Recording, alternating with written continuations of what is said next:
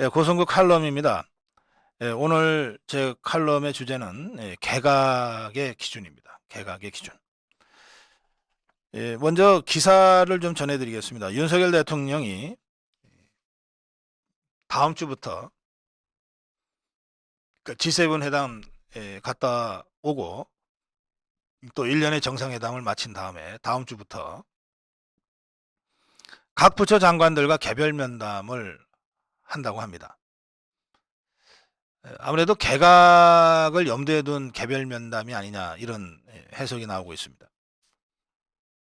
윤석열 대통령은 장관들을 1대1로 불러서 면담을 갖고 지난 1년간 문재인 정부의 잘못된 것을 어떻게 바꿨는지 또 무엇을 변화시켰는지를 집중적으로 보고받을 계획이라는 겁니다.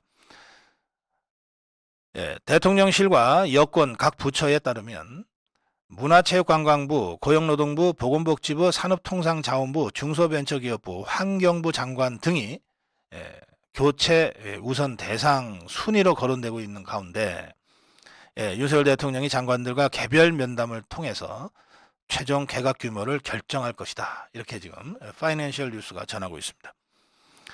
윤석열 대통령이 각 부처 장관들과 1대1 개별 면담을 하면서 확인할 내용은 문재인 정부 문제점을 파악 잘 하고 있느냐, 문재인 정부의 잘못된 점들을 제대로 시정을 해왔느냐, 문재인 정부의 문제점을 제대로 시정 못했다면 그 이유는 무엇이냐, 그럼 앞으로 어떻게 할 것이냐 등이라고 합니다. 이게 정확한 것인지 아니면 파이낸셜 뉴스의 취재를 종합한 것이기 때문에 좀 부족한 부분이 있는 기사일지도 모르겠다는 생각이 듭니다. 일단 어쨌든 이런 움직임이 있다고 파이낸셜 뉴스가 전하고 있습니다. 그런가 하면 대한상공회의소가 지난 1년간 윤석열 대통령의 연설문을 전수 분석을 한 결과를 발표했는데 윤석열 대통령은 지난 1년간 경제, 국민, 자유 이 세 가지 단어를 가장 많이 썼다고 합니다. 전수 분석한 결과 가장 많이 사용한 단어는 경제 557회, 그 다음에 국민 532회, 그리고 자유 509회라고 합니다.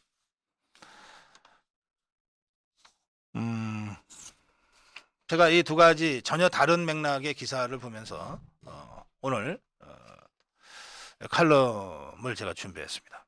자, 개각이라고 하는 것은 지난 1년간 윤석열 대통령과 함께 일했던 총리 이하 장관들을 교체하는 겁니다.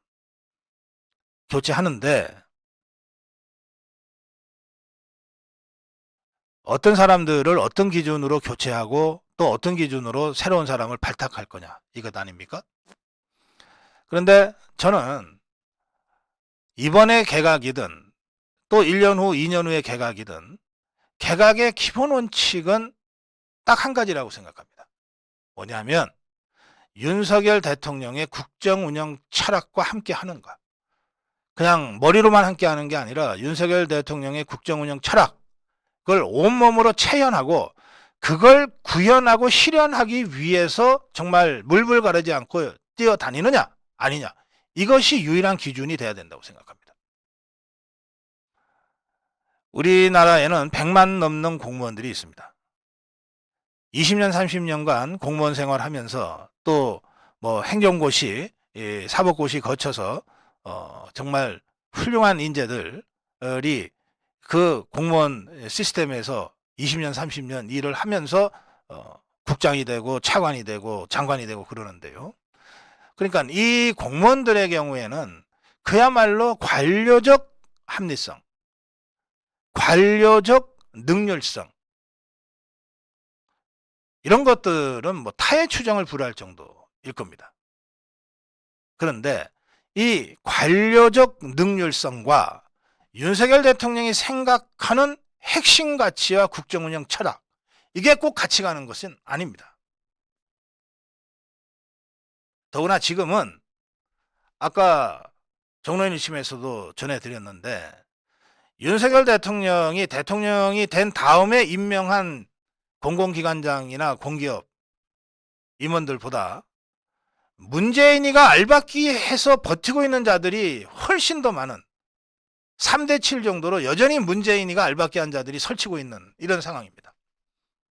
대통령이 얼마나 답답했으면 지난주 국무회의에서 장관들한테 타일러서 고쳐서 애쓰지 마라. 영 안 맞으면 인사 조치하라고까지 했겠어요. 자, 이건 뭐냐 하면 말이에요.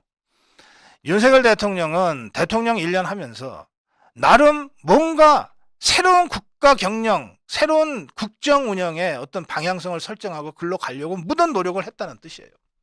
상공회의소 분석에 따르면 경제가 그리고 국민이 그리고 자유가 500회 이상 언급됐다는 것 아닙니까? 이 중에서 핵심 가치는 뭡니까? 자유 아닙니까? 우리가 가치라고 부를 수 있는 단어는 이 세 단어 중에 자유입니다.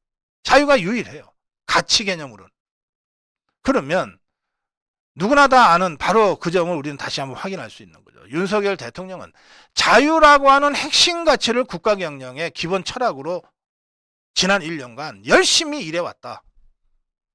그런데 이 자유라고 하는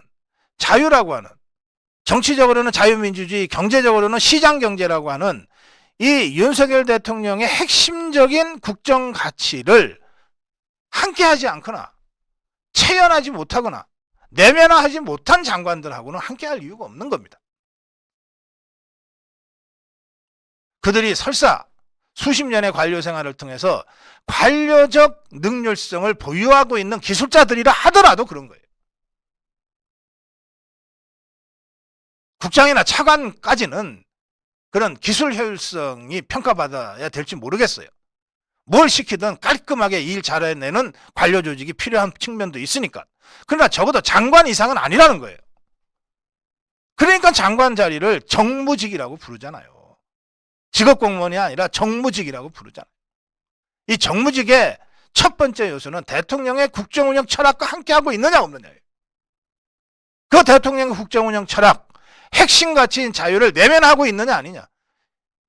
그 내면화된 자유라고 하는 핵심 국정 가치를 위해서 내 모든 것을 던져서 국정운영을 저항하고 있는 정북 주사파들과 싸울 수 있느냐 없느냐. 이게 장관된 자의 첫 번째 기준일 수밖에 없어요. 여기에 관료로서 유능하다, 세련됐다, 이런 따위는 들어설 자리가 없어요. 그리고 관료로서 유능하다, 세련됐다고 하는 사람들은 100만 명이나 있다고요. 그 중에 아무나 뽑았으면 돼요. 대통령과 함께 국정운영을 의논하는 국무위원들이 되려면 그런 관료적 합리성, 관료적 유능함이 아니라 대통령의 핵심적 국정운영 철학,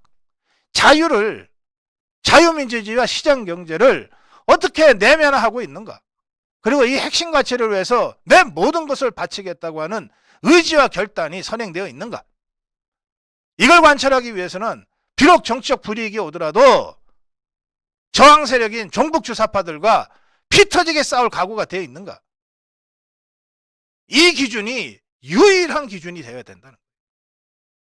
이 기준에 맞지 않는 장관들이라면 그게 5명이든 10명이건 15명이건 다 쳐내야 된다고 생각합니다. 지금 그들에게 일자리 주고 있을 여유가 없어요. 저는 대통령이 파이낸셜 타임스의 보도대로 장관들과의 1:1 면담을 다음 주부터 한다면 바로 이 유일한 기준인 자유라고 하는 윤석열 대통령의 국정운영 철학을 장관들이 얼마나 내면화하고 있는가. 그냥 머리가 아니라 온몸으로 이걸 내면화하고 있는가. 또 그걸 하기 위해서 지난 1년간 뭘 어떻게 했는가. 그 핵심적 국정운영 가치를 관찰하기 위해서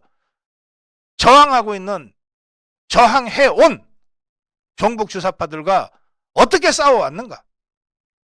이것을 정말 냉정하게 검증하고 평가해야 된다고 생각합니다. 당연히 그래서 자격 미달인 장관들은 물러나야 되고 그 자리에 윤석열 대통령의 핵심 가치, 자유를 내면화한 진짜 우리 자유우파 전사들, 자유우파의 정치인들, 이들을 복악해야 된다고 생각합니다. 그러다 보면 개각 전면적으로 해야 될지도 모르겠어요. 겁내지 맙시다. 전면적으로 해야 되면 전면적으로 하는 것이지. 그래야만 윤석열 대통령이 생각하는 국정 핵심 가치를 구현할 수 있는 최소한의 기반이 만들어지는 겁니다. 이런 결국 사람이 하는 겁니다. 겉으로만 그럴듯한 사람, 관료적 유연성, 관료적 능력으로 깔끔하게 치장하고 있는 이 기술자들이 국가 경영을 독점하게 해서는 안 됩니다. 저는 얼마 전부터 총리 이하 전면 개편을 통해서 대통령의 국정운영, 윤석열 대통령의 국정 철학을 전면적으로 구현할 수 있는 돌파형 내각을 구성해야 된다. 그걸 통해서 남은 1년간 제대로 해보고 총선에서 평가받아야 된다. 이런 주장을 계속해 왔습니다. 대통령실 또한 그런 기준과 관점에서 전면 개편해야 된다고 주장해 왔습니다. 개각의 기준, 대통령의 통치 철학과 그걸 뒷받침할 추진력이 돼야 된다. 고성국 칼럼이었습니다.